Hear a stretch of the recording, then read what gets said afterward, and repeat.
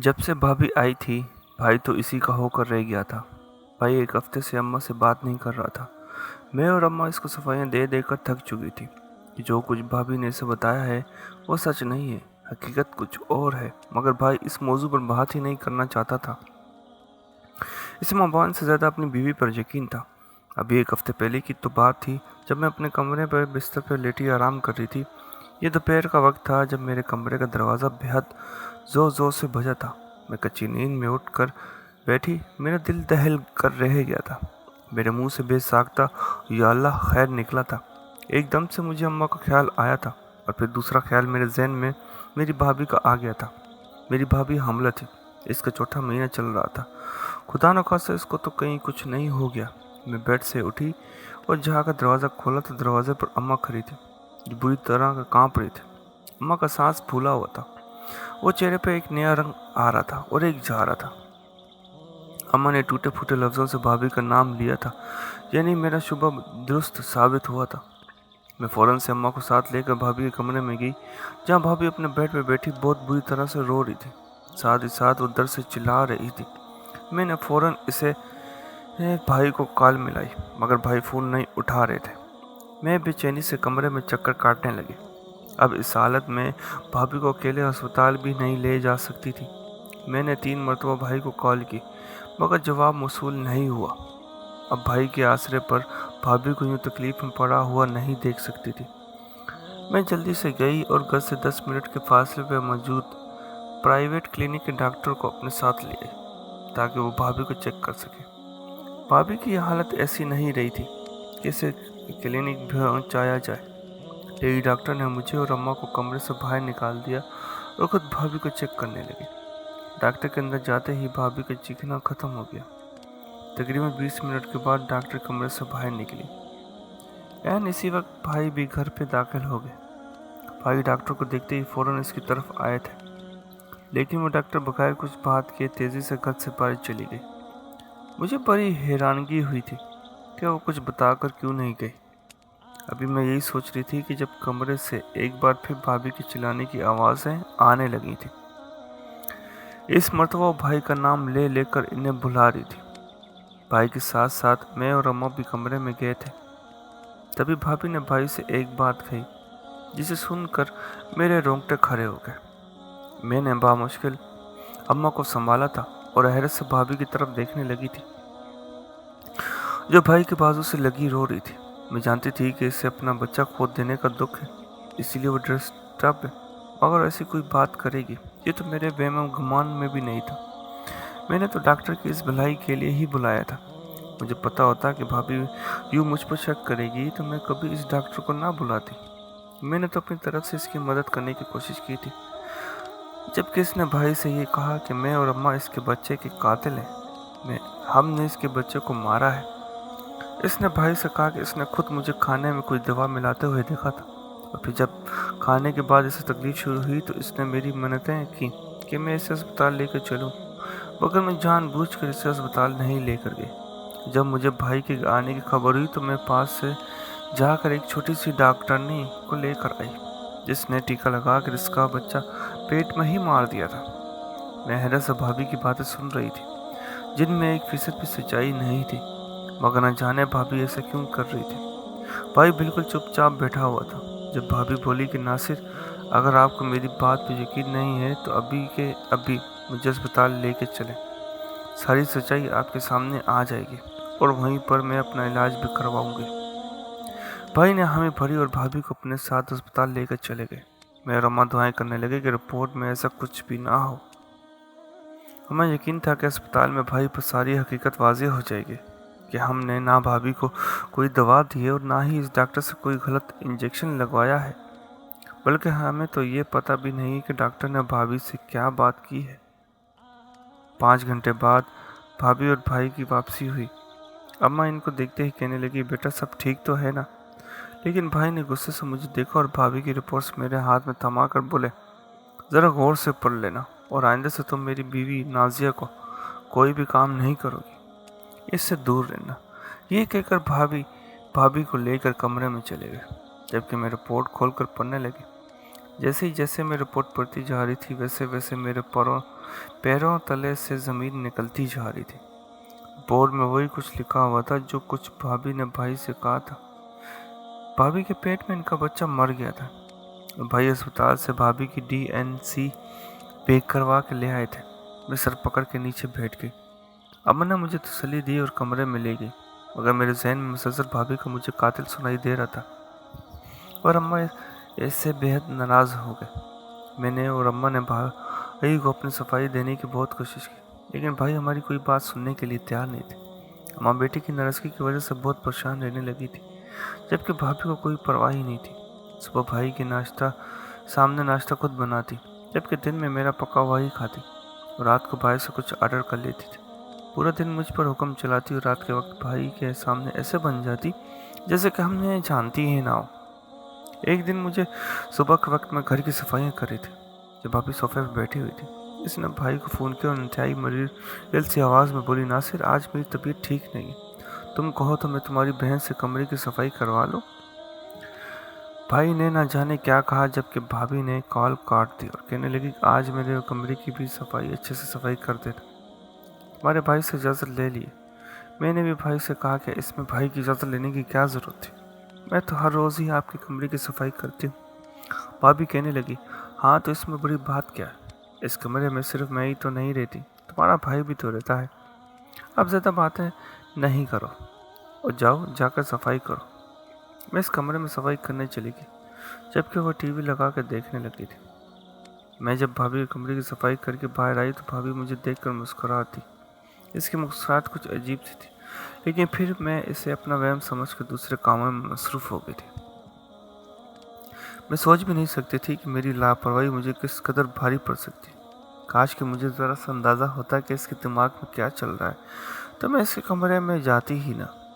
मगर मैं कहाँ इसके शातिर और दिमाग तक पहुँच सकती थी। जहाँ पर मेरी सोचें ख़त्म होती थी वहीं से इसका फसादी दिमाग काम करना शुरू करता था।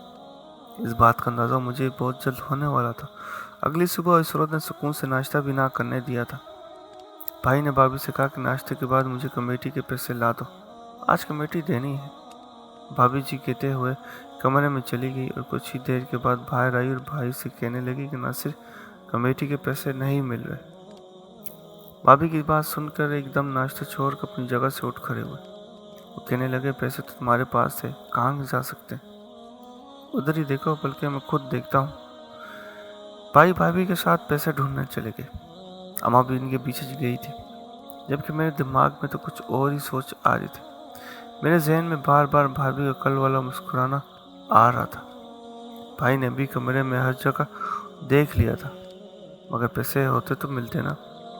भाभी बोली कि पैसे मेरे कमरे से ही चोरी हो गए। भाई ने कहा, चोरी कौन कर सकता है, और हमारे घर में आज से पहले तो कभी ऐसा नहीं हुआ, कौन कर सकता है चोरी? तब भाभी ने ऐसी बात की कि जिसका मुझे डर था। भाभी ने चीख चीख कर मेरा नाम लिया और कहा कि कल इसी मनूस ने कमरे की सफाई की थी, ज़रूर इसी ने कल पैसे निकाले होंगे, तभी तो कल ये बाजार में गई थी। मैं भाभी की बात सुनकर हैरान रह गई थी। भाई मुझे किसी मुजरिम की तरह देखने लगे और मुझसे पैसे मांगने लगे, मगर मैं 1 लाख कहाँ से लाती? भाभी ने सारे का सारा मलबा मुझ पर डालकर मुझे चोर साबित कर दिया था। भाई सर पकड़ कर बैठा था, अब कमेटी की तो हर सूरत देना ही थी। तब अम्मा कमरे में गई और मेरे लिए बनाई के जेवरात में से कुछ लाकर भाई को दी, ताकि भाई ने बेच कर रकम अदा कर सकते। भाई ने अम्मा से जेवरात लिए और अम्मा को कहा कि इसको लगाम डालें, नहीं तो अगली दफ़ा मैं इसके हाथ ही काट दूंगा। आज पहली मर्तबा भाई मुझ पर चीख रहा था। इसने मेरी एक बात भी नहीं सुनी थी, बस आंखें बंद करके भाई भी की बात पे यकीन कर लिया था। मैंने अफसोस से भाभी की तरफ देखा था। कोई इस कदर एहसान फरामोश कैसे हो सकता था? अभी कल की तो बात थी कि जब ये हमारे एहसानों तले दबे हमसे नजरें न मिलाती थी, और आज कैसे हमारे ही सरों पर चढ़ कर नाच रही थी। मैं अफसोस करते हुए अपने कमरे में आ गई थी। हमने इसके लिए कुछ नहीं किया था और आज ये हमें ये सिला दे रही थी। मेरे नाम मेविश है। मैंने खुशहाल घराने में आँख खोली थी। किसी चीज़ की कोई कमी नहीं थी। अब्बू एक स्कूल के प्रिंसिपल थे और अम्मा एक घरेलू खातून थी। आपस में एक दूसरे के कज़न भी थे।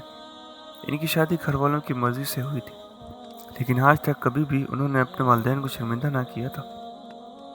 यानी इंतहाई एहसन तरीके से इस रिश्ते को निभा रहे थे। कभी किसी ने नहीं सुना था कि इनकी आपस में कोई लड़ाई हुई थी। सब अपने अपने बच्चों को मेरे अम्मा अब्बा की मिसालें दिया करते थे। अम्मा का ससुराल भी बहुत अच्छा था। शादी के 10 साल तक अम्मा के घर कोई खुशखबरी नहीं आई थी, मगर मजाल है जो कभी सास शोहर या नंद में से किसी ने अम्मा को ताना भी दिया हो, तभी अम्मा को हौसला देते रहते थे और फिर सबकी उम्मीदें रंग ले आई। और शादी के 11वें साल मेरे भाई नासिर की पैदाइश हुई थी और इसके 4 साल बाद मैं इस दुनिया में आई थी। अम्मा की ज़िंदगी जैसे मुकम्मल सी हो गई थी, मगर वक्त गुजरता रहा और अम्मा ने मेरी बेहतरीन तरबियत की थी और इस मामले में सबकी तारीफ़ें थी। वक्त के साथ साथ दादा दादी और फिर अब्बा भी हमें छोड़ के चले गए। अम्मा का ससुराल खाली हो गया था। पप्पो भी शादी के बाद उसे शर्जा पैसी थी। अब अम्मा की कुल कायनात में और भाई थे। भाई अब्बा की वफात के वक्त 22 साल का था। इसने तामीला मुकम्मल करने के बाद नौकरी कर ली थी और फिर जल्दी अपने पैरों पर खड़ा हो गया था। भाई ने पूरे घर का निज़ाम संभाल लिया था। दिन हंसी खुशी गुजर रहे थे जब हमारी ज़िंदगी में नाजिया नामी लड़की की आमद हुई। एक दिन भाई मुझे और अम्मा को बाहर खाना खिलाने लेकर गए थे। खाना खाकर हम ऑटो से निकलकर घर की तरफ रवाना हो रहे थे जब हमें सड़क पर एक लड़की गिरी हुई मिली। इसका हुलिया बिगड़ा हुआ था, माथे पर बहुत चोट लगी हुई थी। आसपास कोई भी ना था। अम्मा के कहने पर हम इसे अस्पताल लेकर गए, जहाँ इसका इलाज करवाया गया। इसके जिस्म और मारपीट के बहुत निशानात थे। अब इसके पीछे की कहानी तो वो होश में आने के बाद ही बता सकती थी। डॉक्टर ने इसे एडमिट कर लिया। रात गए हम लोग वापस घर आए और सुबह फिर इसका पता करने अस्पताल पहुंच गए। शाम के वक्त इसको डिस्चार्ज कर दिया गया था। हम इसे गाड़ी में ले बैठे थे, उससे इसके घर का पता पूछ रहे थे ताकि इसे इसके घर छोड़ आए, मगर इसने बताया कि वो एक यतीम लड़की है। इसके माँ बाप बचपन में ही घर में आग लगने से जल कर मर गए थे। वो अपने मामू ममानी के साथ रहा करते थे, मगर इसकी ममानी बचपन से लेकर अब तक इस पर बहुत ही जुल्म करती आई थी। 24 सालों में एक मरतबा भी इसकी ममानी ने इसे मोहब्बत से बात ना की थी और हमेशा से इसे एक चीज़ के लिए तरसाया गया था। ज़रा ज़रा सी बात पर इस पर जानवर से बदतर तशद्दुद किया जाता। मामू अपनी आंखों के सामने इस पर जुल्म होता देख रहे थे, मगर बीवी के सामने कुछ भी ना बोलते। और फिर कल तो इन्होंने इंतहा कर दी। इसकी ममानी और मामू ने इसे एक सेठ के हाथ भेज दिया। जब इसने जाने से इनकार किया तो उन्होंने इसे बहुत मारा और ज़बरदस्ती इस आदमी के साथ भेज दिया। वो बड़ी मुश्किल से वहाँ से जान बचाकर भागी थी। अम्मा ने इसके सर पर हाथ रखा और इसको अपने साथ घर ले आई और इससे बिल्कुल मेरे और भाई की तरह ही मोहब्बत करने लगी। वो सेठ इसको ढूंढता ढूंढता हमारे घर तक पहुंच गया था, मगर भाई ने इसके खिलाफ पर्चा करा के इसको जेल में बंद करवा दिया और अम्मा ने इसके साथ बिल्कुल बेटियों जैसा बर्ताव किया था। इसे कभी एहसास न होने दिया कि वो पराई है या इसका हमसे कोई ताल्लुक नहीं। वो हर वक्त हमें जी जी करते ना थकती थी। जल्दी वो हम सब में घुल मिल गई थी। अम्मा ने इसे हर तरह की आज़ादी दे रखी थी। वो मेरे और भाई के साथ हर जगह घूमती फिरती, मगर अब लोगों से ये चीज़ बर्दाश्त न हो रही थी। लोग भाई नाजिर को लेकर तरह तरह की बातें बनाने लग गए थे। तभी अम्मा ने भाई और नाजिर की शादी करवा देने का फैसला कर लिया। अम्मा ने अपनी तरफ से इसकी बेहतरी के लिए फैसला किया था, मगर अम्मा कहाँ जानती थी कि इसका ये फैसला किस कदर गलत साबित होने वाला है। अगर अम्मा को पता होता कि इसके इस फैसले से मुस्तकबिल में इनको किसी किस्म की तकलीफ का एहसास करना पड़ सकता था, तो यकीनन वो कभी ये फैसला ना करते। अम्मा ने नाजिया पर एहसान किया था, मगर वो एहसान फरामोश निकली थी। रिश्ते बदलते ही इसके रंग ढंग और नज़रें बदल गई थी। वो खुद किसी रियासत की मलका समझना शुरू कर दी थी। मेरे और अम्मी के साथ इसका रवैया बिल्कुल अजनबियों जैसा हो गया था। इसकी नज़र ही में हम कोई अहमियत ना रही थी। हमने फिर भी इसे कुछ न कहा। हमने तो इसे इज्जत दी थी, कभी इसे पराया नहीं समझा था। जब से आई थी इसे इसका घर का फर्द ही बना कर रखा था। अब इसने अपनी आंखें उठाकर माथे पर रख ली थी, तो इसमें हम क्या कर सकते थे। जब वो हमला हुई और इसकी मां बनने की खबर मिली तो हमारे पाँव खुशी से ज़मीन पर ही ना टिक रहे थे। अम्मा ने पूरे मोहल्ले में मिठाई बांटी थी। हम बेतहाशा खुश थे, मगर हमारी खुशी बस कुछ वक्त की ही थी। 4 महीने बाद हमारे अरमानों पर भाभी ने बुरी तरह से पानी फेर दिया और अब इसके हुए 1 हफ्ते बाद ये मुझ पर चोरी का इल्ज़ाम भी लगा दिया। इसे ये सोच भी नहीं आई कि मैं भला अपने ही घर में चोरी क्यों करूँगी। मुझे किस चीज़ की कमी थी।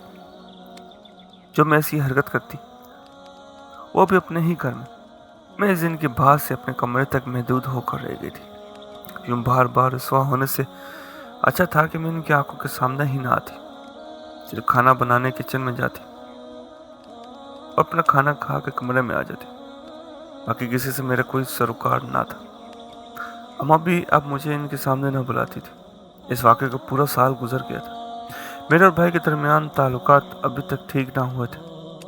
अम्मा मुश्किल से भाई का दिल मेरी तरफ से साफ करती, मगर भाभी फिर से कोई ना कोई ऐसी हरकत कर देती जिससे भाई की नज़रों से गिर जाते थे। इसी वजह से अम्मा मेरे लिए रिश्ता ढूंढ रही थी, ताकि मुझे जल्द से जल्द इस जन्म से निकाल कर रुखसत कर दे, क्योंकि यहाँ इस घर में भाभी ने मेरा सांस लेना भी मुहाल कर दिया था। जल्दी अम्मा को मेरे लिए एक मुनासिब रिश्ता मिल गया था।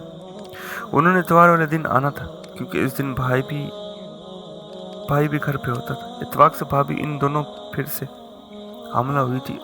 इतवार वाले दिन अम्मा ने मुझे कहा किचन का सारा काम मैंने खुद देखना है।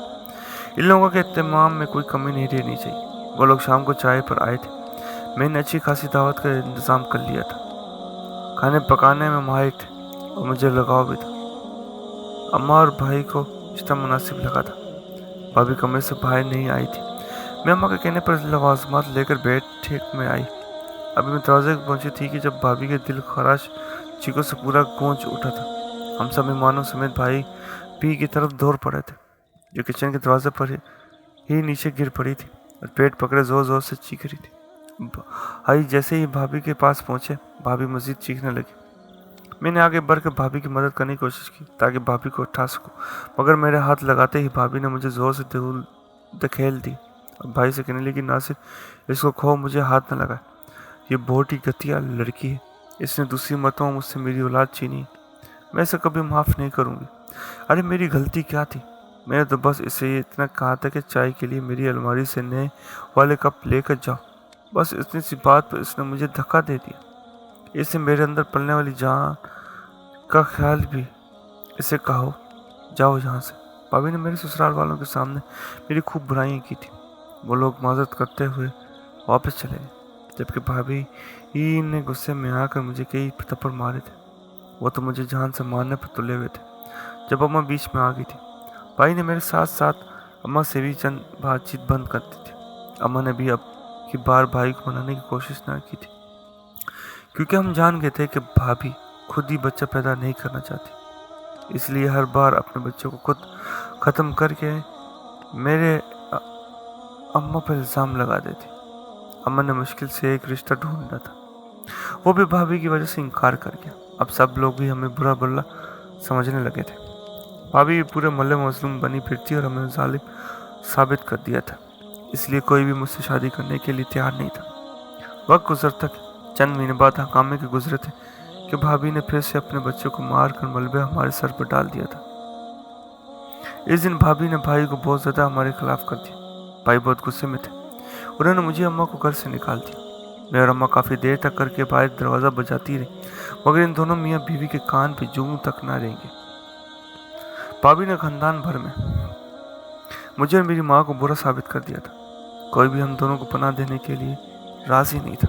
आखिरकार पड़ोस की एक आंटी ने तरस खा कर मुझे और अम्मा को अपने घर पनाह दे दी। कैसे दिन आ गए थे।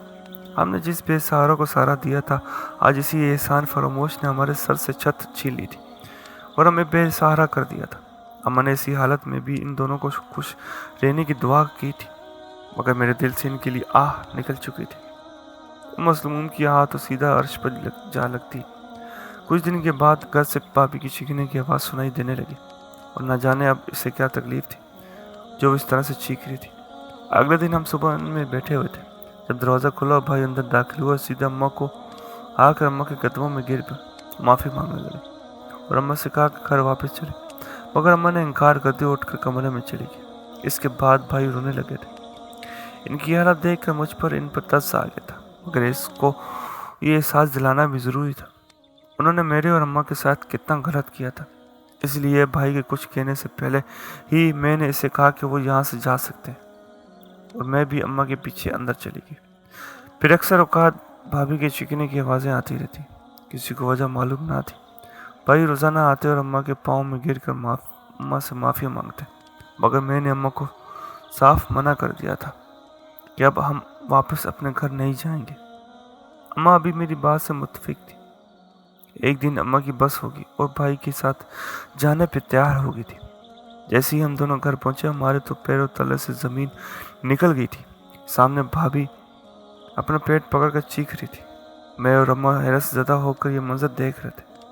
جب بھائی نے آگے بڑھ کر بھابھی کو ایک طرف کر کے بٹھایا، بھابھی نے جیسے ہی اماں کو دیکھا فوراً سے آ کر اماں اور میرے قدموں میں گر گئی۔ ہم سے معافی مانگنے لگے۔ ساتھ ہی ساتھ اس نے بھائی کو بتایا کہ تمہاری ماں اور بہن نے کبھی کوئی گناہ نہیں کیا۔ اس نے اقرار کر لیا تھا کہ میں قصوروار تھی۔ نہ ہی میں نے کوئی قتل کیے تھے اور نہ ہی میں نے چوری کی تھی۔ یہ سب چال بھابھی کی اپنی تھی۔ دراصل وہ 24 سال تک ایک ایسے گھر میں رہی تھی جہاں ہر طرف اس کی ممانی جیسی چال باز عورت کی چلتی تھی۔ کیسے وہ اپنی نندوں، ساس اور سسر کے ساتھ رہا کرتی تھی۔ جب ابا نے اس کی شادی بھائی کے ساتھ کرائی تو وہ بھی اپنی ممانی جیسے برتاؤ کرنے لگے۔ اسے لگتا تھا کہ اگر اس نے ایسا نہ کیا تو میں اور اماں اس کو بھائی کو خوش نہیں رہنے دیں گے۔ اوپر سے کہیں اس کی ملاقات اس کی ممانی سے ہوئی تو ممانی نے اسے محبت کے جھانسے میں پھنسا کر اور پٹیاں بھرا دی۔ میری بھابھی نے قبول کیا کہ وہ دو بار حاملہ ہوئی کی، مگر دونوں بار اس نے اپنا بچہ خود ضائع کیا تھا۔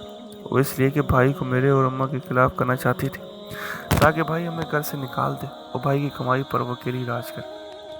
بھائی اپنی کمائی کا آدھا حصہ امی کو دیتے تھے اور اپنی بیوی کو پورا لیکن خیال کرتے تھے، لیکن پھر بھی بھائی کو یہ بات بہت بری لگی تھی۔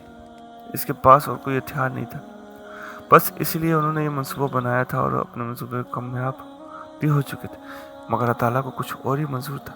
ہمیں گھر سے نکالنے کے بعد ایک دن ان کے پیٹ میں درد اٹھا تو وہ اسپتال چلی گئی، جہاں کچھ ٹیسٹ کروانے کے بعد پتہ چلے کہ ان کے پیٹ میں رسولی ہو گئی، جس سے ان کی جان کو خطرہ ہے، اور دوسرا یہ کہ اب وہ کبھی ماں نہیں بن سکے گی۔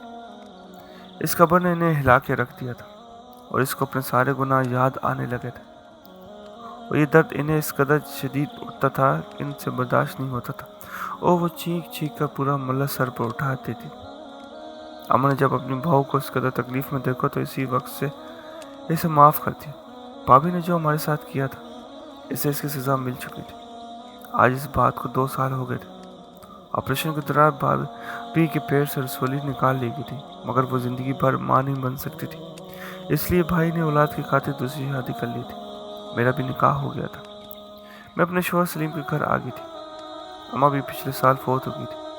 آج میں بھائی سے ملنے جاتی ہوں تو نازیہ بھابھی اکیلے کمرے میں بیٹھی ہوتی، جبکہ میرا بھائی اپنی دوسری بیوی اور بیٹے کے ساتھ کھیل رہا ہوتا۔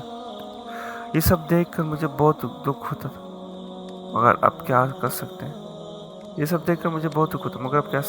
میری نازیہ بھابھی نے جو کیا تھا آج وہ اسی کی سزا کاٹ رہی تھی۔